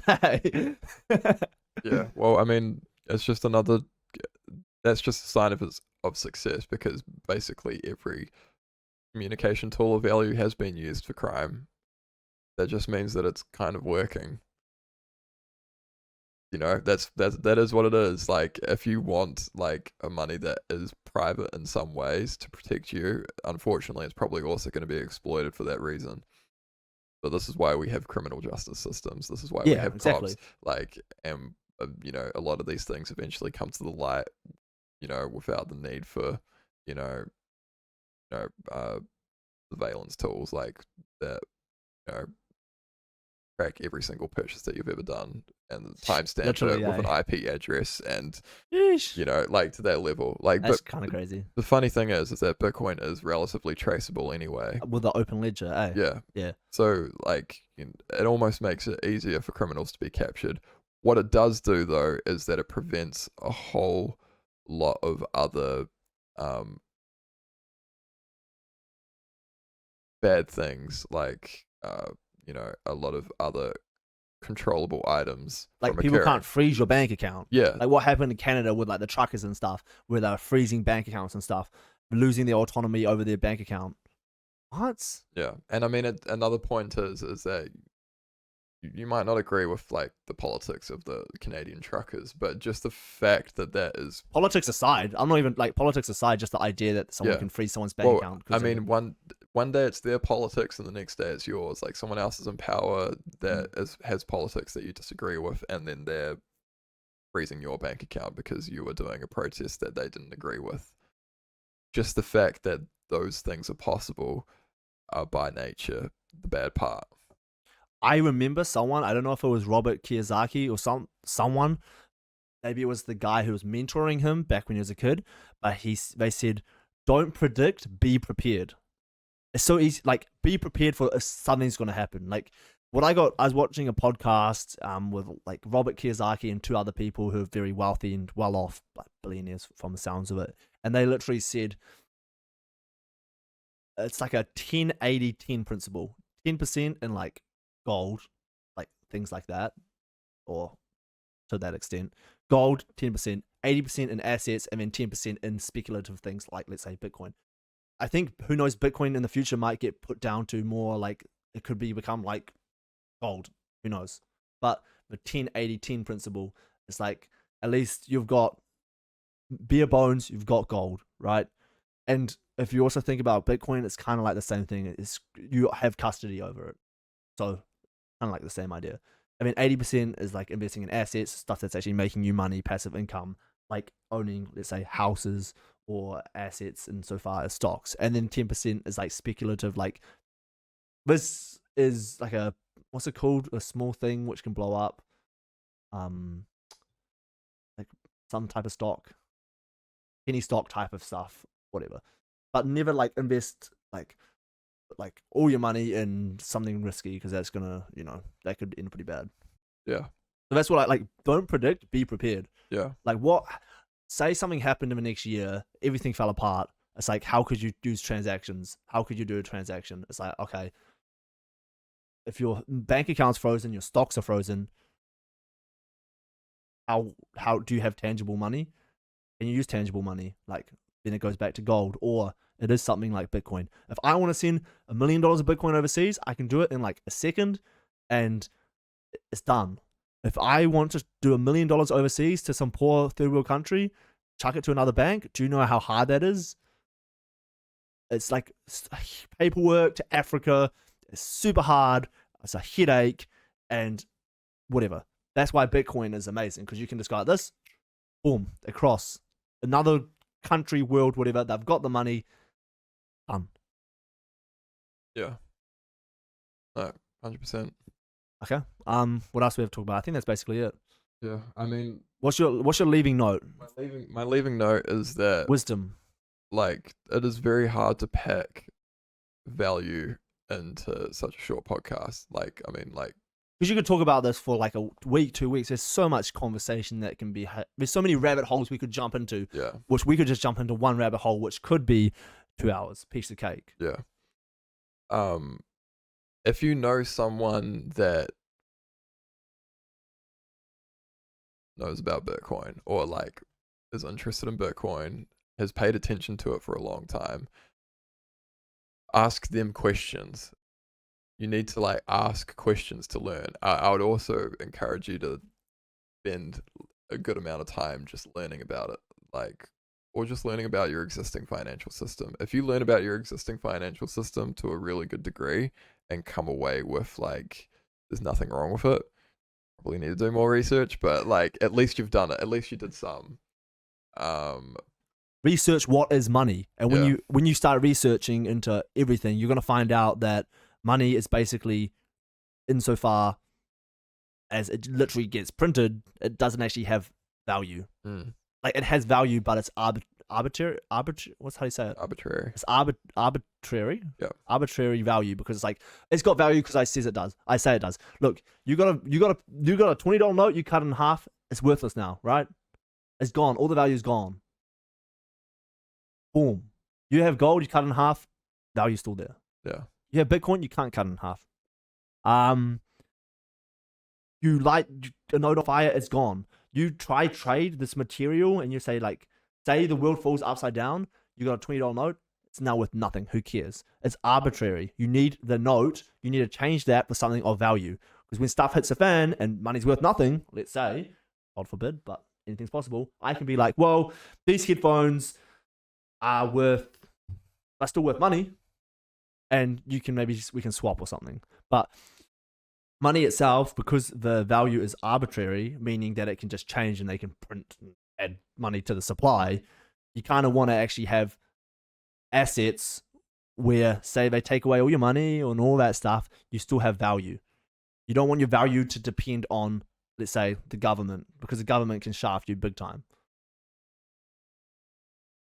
Right? Yeah. Yeah. I mean, they have those are possibilities. It's quite like apocalyptic kind of. I'm optimistic about the future. And I would say I am wary. Yeah, that's a good word. You're optimistic about the future, but you're still prepared for if stuff goes sideways. 100%. I think that's probably one of the best things you can actually do is to be prepared and try to prepare yourself and educate yourself. Because think about, what do you do in your life? You sleep. Sleeping is one of the biggest things you do in your life. The other thing you probably do is work. And what do you work for? Money. So basically, the biggest thing in your life is living, basically, sleeping, and money. How often do you actually look into your money and your financial situation? Because if you had unlimited money, then you wouldn't have to work and you could do whatever you want. And that's basically everyone's goal. Or being able to work when they want to. So investigating into your finance and learning what money is and the importance of money and how can you actually make good financial decisions is probably the most important thing someone can do. And how can I make more money? How can I make this money valuable? Because if I just store this money under my bed in my bank account, literally like we said with the pizza thing or the bread, it's like you get $100,000 and that can get you 100,000 loaves of bread. I mean, in 5 or 10 years, that can only get you 80,000 loaves of bread. Your money in that bank account is not going to be doing too well. And that's inflation 101, like just summarize. So financial education, super important. It's part of our lives because we work, we trade our time for money. It's super important to do the education because think about when you spend money.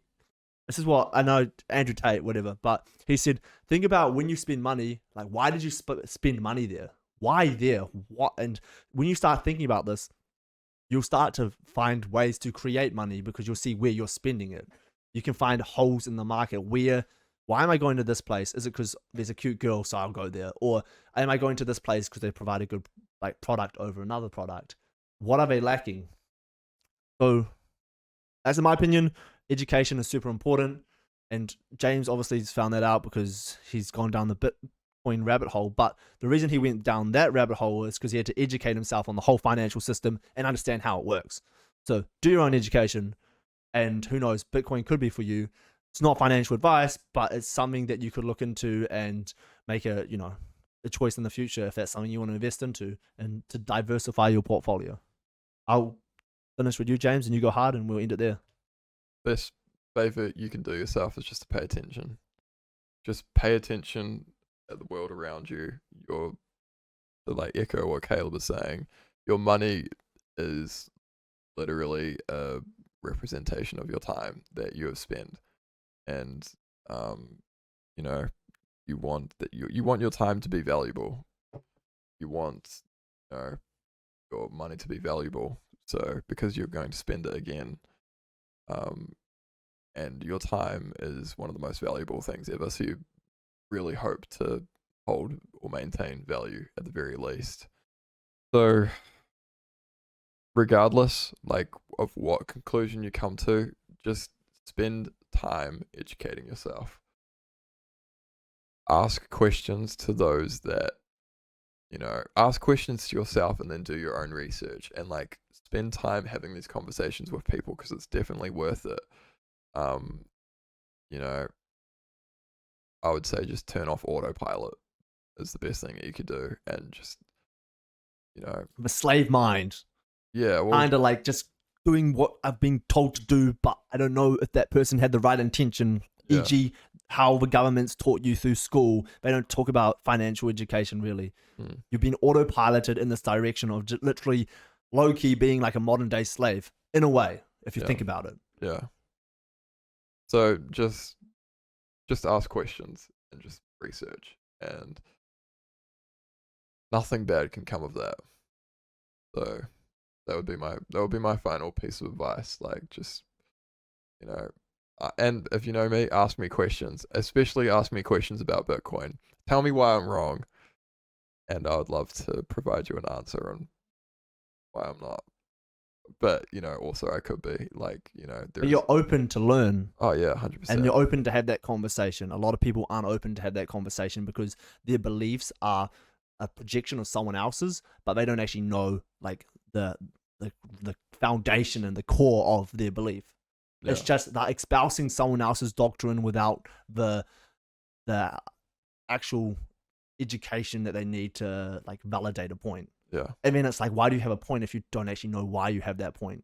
If I'm espousing someone else's point without, as I said before, the education, then it's literally like I'm a robot. And it's like, that's pretty low IQ if you're literally just saying what someone else says without knowing why. Yeah. Like when I learn something, I have to know why. It's not, okay, how do you do something? Cool. But why do you do that? What's the rationale? So I think we touched on quite a lot. Like we kind of walked through money. What is money? What happened with money? What like Bitcoin is? We've summarized that. Other coins, stuff like that as well. Investing in general, like putting your money in the bank, used to be good back in the day, but nowadays you kind of have to have your money tied to an asset more or less, or it kind of can just evaporate. Or you just have to join the debt-based system and just hope that you get into it at a good time and get out quick as you can. What do you mean by that? Like house mortgage. Like buy low, sell high? Yeah, but like doing it like buy when the interest rates are low, sell when market prices are going up. Interest rates are still low because you don't want, Yeah. Wait, what? Well, you don't want to like. Oh no, I get what you're saying. Yeah. Okay, fair. There's something I was gonna say. I think it was just about like financial education, doing the study yourself, and actually spending time and looking into where your money goes, and the people that have like all these beliefs that you have, looking at where have these beliefs came from, and do they have the best intention in mind? Because it's so easy for people to not listen to someone who's rich and then listen to some poor people. Yeah. So I'll finish off and we'll wrap it up by basically saying, if you want to learn from someone who's actually successful. You hear it, I've heard it so much, economics teachers who are broke am I teaching economics. If you want to get wealthy, you look at someone who has 12 or 13 businesses. That's the person who you want to learn from, not some arrogant person who has some degree but they're broke. Caveat though, successful people can be wrong too. They can build themselves up in their own bubble and be wrong. Like that's very possible. For sure. So diversify your education as well. Yes. Yeah. But I'm trying to say, a lot of people can say stuff. Not many people can back up it with actions. If someone can say something and they have the actions to back it up, I think there's a lot more validity in that than someone who can say hypothetically, this is how to make money, but I'm poor. I would listen to the first person. Yeah.